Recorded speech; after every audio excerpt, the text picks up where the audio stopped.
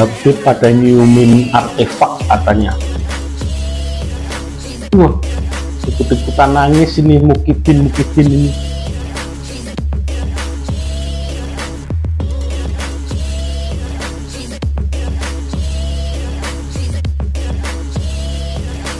Emangnya bisa nyimpen artefak di sini?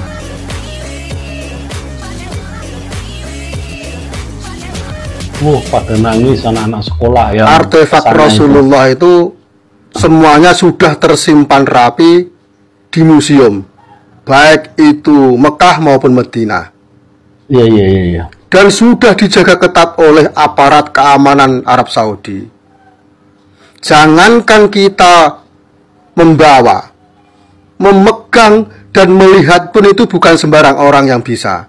Harus melalui proses yang ketat. Nah, ini membawa artefak dari Arab dibawa ke Indonesia. Mana yang percaya kalau itu asli? Cobalah kalau kita kerja itu yang jujur. Kalau memang itu duplikat, katakan duplikat. Kalau memang itu merupakan sesuatu yang tidak asli, katakan yang tidak asli. Jadi kita itu boleh salah, tapi beliau jangan berbohong lah. Kerja yang jujur. Jadi kita itu sudah bosan dengan kebohongan-kebohongan seperti ini. Hurufat itu sudah merupakan pintu kebohongan. Nah, ini lagi malah membawa kisah baru lagi. Hanif Alatos kembali menyerukan perlawanan terhadap muhibinya, ya, mengajak muhibinya untuk melawan orang-orang yang dianggap memecah belah kiai dan habaib. Hanif ini sangat pintar menggunakan muhibinya yang notabene adalah orang-orang pribumi Indonesia. Saya katakan kepada Hanif Alatos, kami ada di barisan Kiai Imaduddin Usman Al-Bantani. Bukan musuh kami para muhibin kalian, ya, karena sejatinya muhibin kalian adalah pribumi Indonesia sama anak bangsa yang menjadi kewajiban kami untuk menyadarkan mereka. Jadi kalau kalian ingin melawan, jangan gunakan pribumi, jangan gunakan anak bangsa, jangan kau benturkan sama anak bangsa. Kalau kalian ingin melawan, memperjuangkan nasab kalian, coba kumpulkan Robito Alawiyah, seluruh anggota Robito Alawiyah untuk melakukan perlawanan terhadap barisan yang mendukung Kiai Imad. Saya rasa selesai hari itu juga kalian. Masuk penjara bukan korupsi, betul? Saya bukan koruptor. Ada Bahar Smith Ya, Bu. yang mengaku Habib tapi takut tes DNA. Oh, gimana itu, Bu? Ya, Bahar ini lagi ceramah di Surabaya. Dia bilang isi ceramahnya itu menjelaskan kenapa dulu dia dipenjerong. Dia bilang, mau tahu kenapa saya masuk penjerong? Saya bukan korupsi, betul? Saya bukan koruptor. Saya bukan narkoboy. Saya bukan maling uang rakyat, betul? Ya datanglah ya kan pecinta Bahar ya kan, betul. Padahal kalian tengah ditipu sama dia.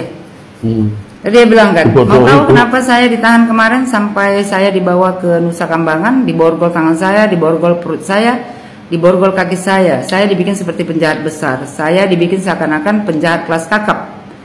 Kalian tahu gara-gara apa? Gara-gara ceramah saya. Mau tahu isi ceramahnya? Isi ceramahnya katanya dianggap meresahkan. Ceramahnya katanya dianggap provokasi. Sekarang saya mau tanya kepada masyarakat Surabaya. Waktu itu saya bilang, hai Presiden, ya, hai pemerintah, di masa corona, kenapa rakyat kalian kurung dalam rumah, tapi tidak kalian beri makanan dan tidak kalian berikan kebutuhan pokoknya? Itu dibilang meresahkan. Yang saya bela rakyat yang susah, rakyat yang kelaparan, rakyat yang menderita. Saya akan berada di barisan paling depan, rela hancur, rela binasa untuk rakyat, saudara-saudara. Takbir, Allahu Akbar. Aduh. Mudah-mudahan kalian ya yang menonton ceramahnya si Bahar ini, kalian nonton juga video aku ini biar kalian paham. Si Bahar ini kemarin ya masuk penjerong Itu bukan karena isi ceramahnya. Si Bahar ini pertama kali ditangkap karena penganiayaan atas anak di bawah umur. Ya. Dia itu menganiaya anak di bawah umur dan orang tuanya ya melaporkan si Bahar ini. Itu makanya si Bahar ini ditangkap dan masuk penjerong. Jadi kalau ngomongan dia ini semuanya ya kan tipu. Kenapa kau tak bilang kau menganiaya anak di bawah umur, kau kena pasal berlapis. Ya, penganiayaan. Habis itu perlindungan anak. Itu makanya kau masuk penjerong, bukan karena isi ceramah kau. Jadi kau jangan tipu-tipu lah kau. Umat Islam di Indonesia ini pintar kalian sikit. Ini ngomongannya nipu semua ini. Dia kan mengajukan asimilasi waktu itu zaman Covid. Ya, dia di penjerong itu zaman Covid.